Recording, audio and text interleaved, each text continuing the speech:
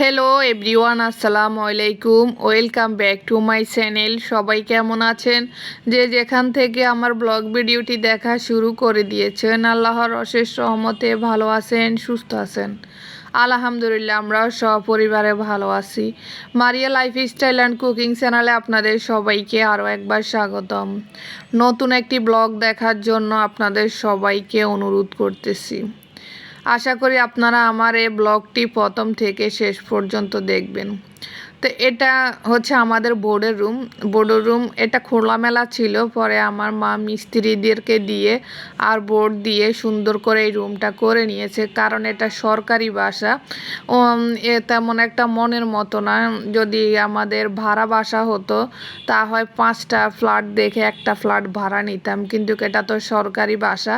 আমার আব্বা চাকরি অনুযায়ী আমাদের জন্য যেটা বরাদ্দ ছিল সেটাই আমাদের নিতে বাধ্য হয়েছি। এগুলো অনেক পুরাতন বিল্ডিং, এজন্য বেশি একটা মনের মতো না। কোনো রকম ওনারা অনেক বছর আগে করছে, এই জন্য। যাই হোক, এখানে থাকতে কিন্তু অনেক আরাম, কোনো ঝামেলা নেই, নিরাপদ।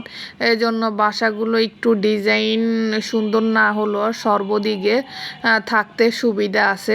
তো এখানে আমার মেহমান ছিল প্রায় 25 দিনের মতো। মেহমান থাকার পরে ওনারা চলে গেছে। এখন উনি যে এই রুমে ছিল, আমি তো রুমটা পরিষ্কার করতে পারিনি, কারণ উনি সারাক্ষণ শোয়াচ্ছিল, বেশি একটা কোথাও বের হয় নাই। তো এই জন্য আমার এই রুমটা আমি ভালো করে পরিষ্কার করতে পারিনি। আমি রমজানের 2 দিন আগে এই রুমটা পরিষ্কার করছি। তো এখন ঈদ তো এসে গেছে, ঈদের বাকি আর বেশি দিন নেই। তো আমার বাসা তো এমনিতে বেশি ধুলাবালু হয়, কারণ আমার বাসাটা মেন রোডের পাশে, এই জন্য। পরে এখন আমি ভাবছি যে না, এরকম তো থাকলে চলবে না। পরে দইয়ের কাজটা আমার মা সম্পূর্ণ একা করছে, আমি আর কিছুই করিনি। আমি এই রুমটা পুরো সুন্দর করে, একটা আলমারি ছিল, আলমারি, চালের ডাম, দরজা, জানালা, খাট, প্যান্ট সব কিছু আমি সুন্দর করে হালকা গরম পানি দিয়ে এই রুমটাকে আমি সুন্দর করে আগে পরিষ্কার করে নিয়েছি। পরে একটা চাদর দিয়ে দিলাম খাটের মধ্যে, দিয়ে আমি এই যে রুমটা সুন্দর করে ঝাড়ু দিয়ে কয়েকবার মুছে নিয়েছি। এখন আমার এই রুমটা সুন্দর হয়ে গেছে। উনি যে ছিল এই রুমটা, উনি একদিন মশারিটা পর্যন্ত খোলেনি, আর আমি এসে যে ওনাকে হেল্প করব তাও পারিনি, কারণ উনি সারাক্ষণ রুমের মধ্যে দরজা দিয়ে রেখেছিল। তো এই জন্য আমি আর ডিস্টার্ব করিনি। তো এখন উনি যাওয়ার পরে আমার বাসা আমি তো সুন্দর রাখতেই হবে।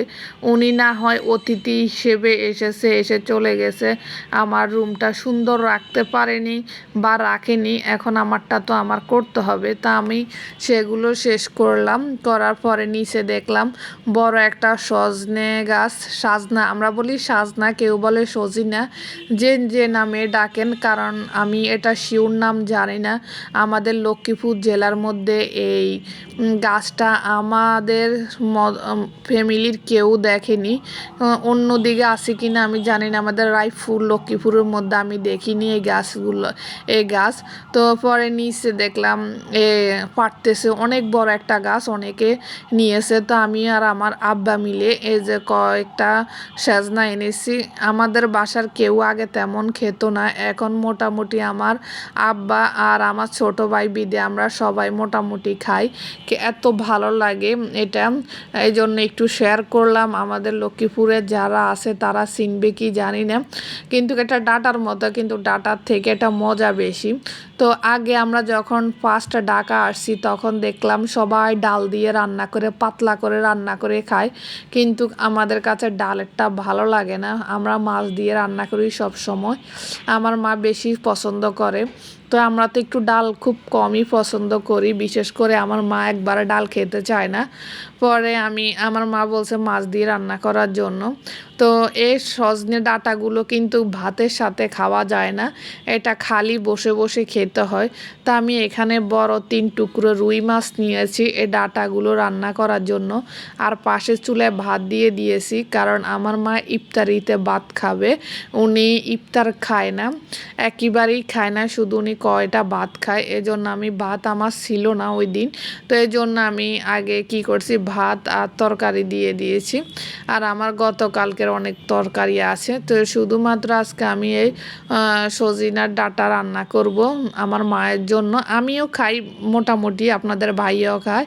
তো আপনারা যদি আমার চ্যানেলে নতুন হয়ে থাকেন প্রিয় ভাইয়া আপুরা, প্লিজ চ্যানেলটি সাবস্ক্রাইব করে বেল বাটনটি অন করে দিবেন।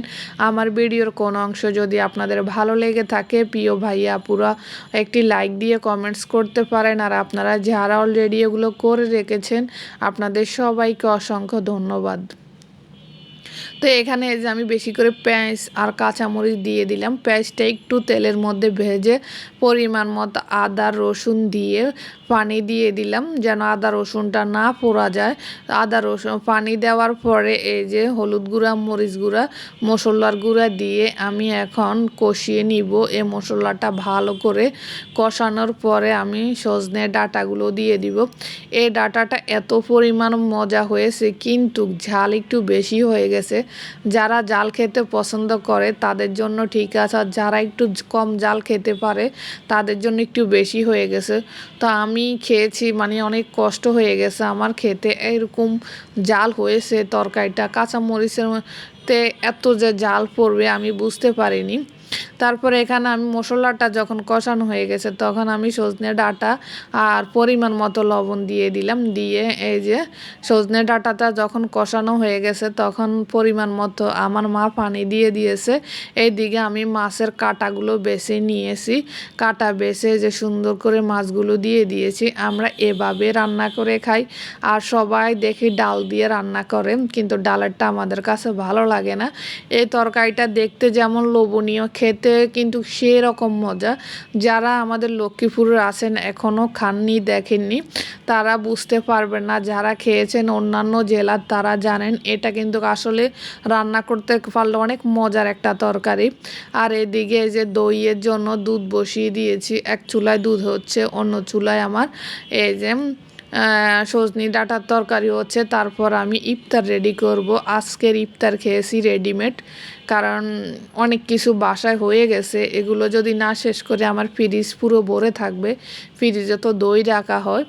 আর এদিকে আমার সজনি ডাঁটাটাও সিদ্ধ হয়ে গেছে, এখন আমি শুধু ভাগারটা দিয়ে দিলাম, দিয়ে এটা নামিয়ে ফেলবো। আর ওই দিন যে আমি তেহারি করছি ওখান থেকে আপনাদের ভাইয়া কিছু মাংস তুলে রেখেছে আমার মায়ের জন্য।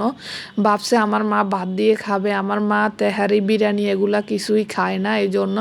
কিন্তু এটা তো তেহারির জন্য রান্না করা হয়েছে, একটু মশলার গন্ধ বেশি, এই জন্য আমার মা ভাত দিয়ে খেতে পারেনি। পরে আমার মা বলছে ঠিক আছে, তোমরা এক পট চাউল দিয়ে তোমরা এটাকে রান্না করে খেয়ে ফেলো, এটা ভাত দিয়ে খাওয়ার মতো উপযুক্ত না, কারণ মশলার গন্ধটা বেশি।